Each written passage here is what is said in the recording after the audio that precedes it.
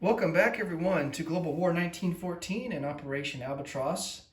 This is going to be the start of the summer of 1912, and we'll kick it off here with the German Empire. A couple of things to kind of clear up from the random event in the West from the summer of 1912, which had to do with aviation upgrades. I don't think I was clear on the cost of all that, so I put it in the description of the video from last turn on the United States turn, just to clarify that. But basically, I'll just kind of review it. It's going to cost Germany 3 IPP because they have 3 fighters on the board, and so they're going to be down to just $1. So we're going to have $1 to spend this turn. France, it's going to cost them 2 IPP because they have 2 fighters, one there in Paris, one there in Lorraine. And then for the British, they have a fighter there in the British Midlands, so that's going to cost an IPP there. But they also have a fighter in reserve, and so they need to upgrade that as well, and that's going to cost another IPP. So a total of 2 for them.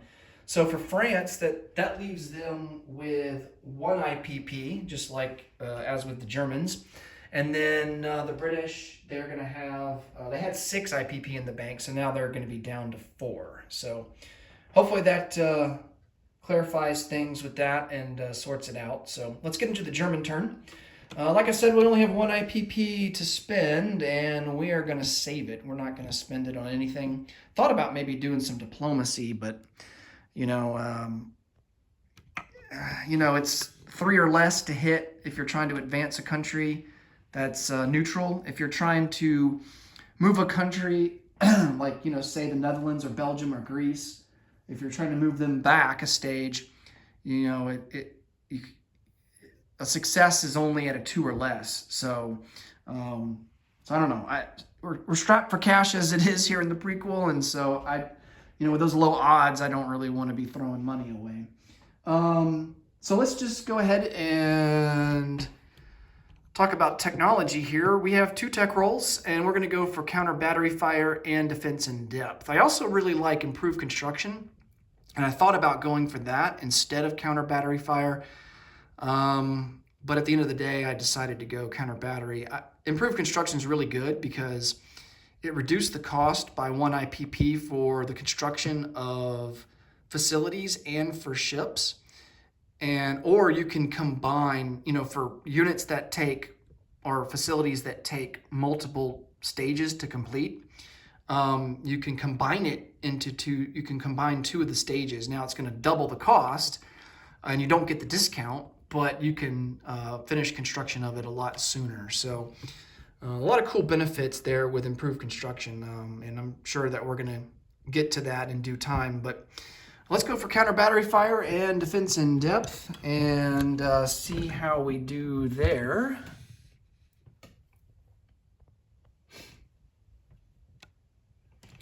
All right, so defense in depth is going to be the black die here, and then counter battery fire, we'll choose the green die. All right, so we hit on counter battery fire. But we miss again on defense in depth.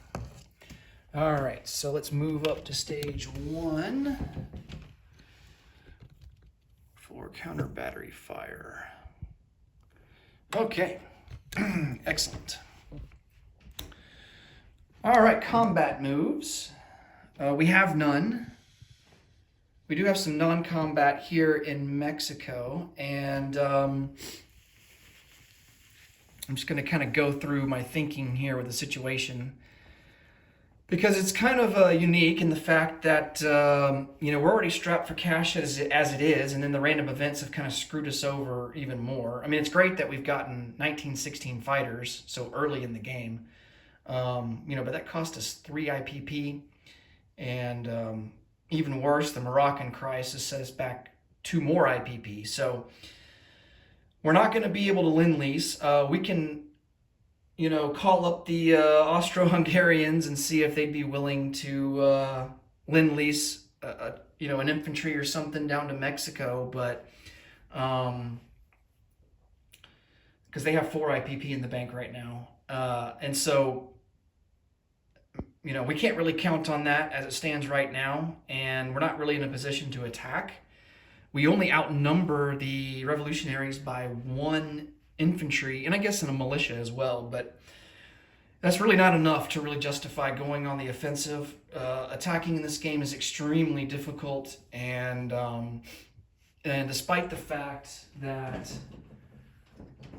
we would be attacking into you know, normal terrain here in any of these territories,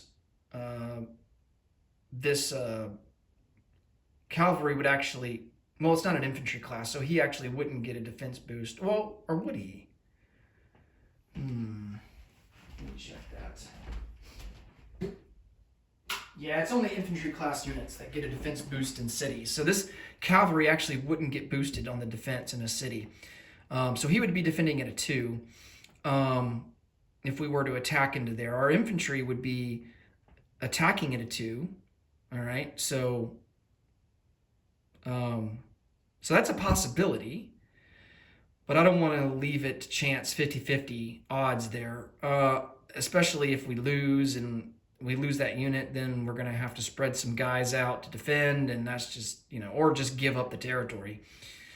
So I think our best option, you know, we could attack into here. We're still going to have to deal with the terrain, with the mountain terrain that spills over into parts of eastern Mexico and Coahuila.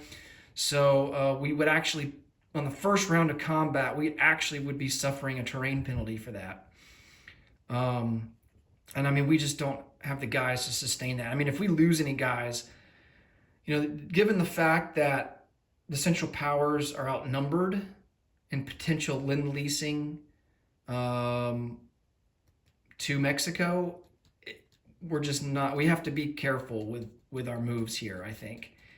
And just combine that with all of the economic hits that we've been taking over the past 2, really over the past 2 random events, situations, I think even exemplifies that even more. So I think we're still going to play it rather defensive. I don't want to give up Oaxaca just, you know, for nothing. I don't want to give it up for free at this point. And so I think what we're going to do is we're going to move this infantry up to Mexico City, and then we're going to move this militia to Oaxaca. So at least we have some, you know, someone there to defend. Militia can move here because Mexico is considered obviously home country. So troops can move, you know, militia can move here within their home country. Mexican troops can. All right, so I'm just going to chip that guy out. We now have 2 guys in Mexico City. Okay, so that should provide adequate defense in Mexico City, which we definitely want. You know, that's top priority to defend. That's going to give us a total defense there of 10. So the infantry is boosted by 1 because it's a city. And it's in the mountains, but it doesn't stack like that. It's not cumulative. So they would just defend at a 5 each. And if they were to attack, I mean, this guy would be attacking at a 2, these guys at a 1. So, you know, 5 versus 10, I like our odds. All right, so I think we're good to go there. I don't think there's really anything else left to do other than collect some income. So, oh, we got to do our recruitment roll. Can't forget that. Let's come over here and do that real quick. All right, so as it stands right now, we're still sitting at a 5 or less. So that's what we need here. Oh, and we missed with an 11. Oh, well, dang it. All right. Well, that sucks. Okay, so we have 1 IPP in the bank that we saved, and we will collect 4 IPP for next turn, giving us a total of 5. And that will do it for the Germans. Next up will be the British Empire. Thanks so much for watching, guys. Until next time, take care. Bye for now.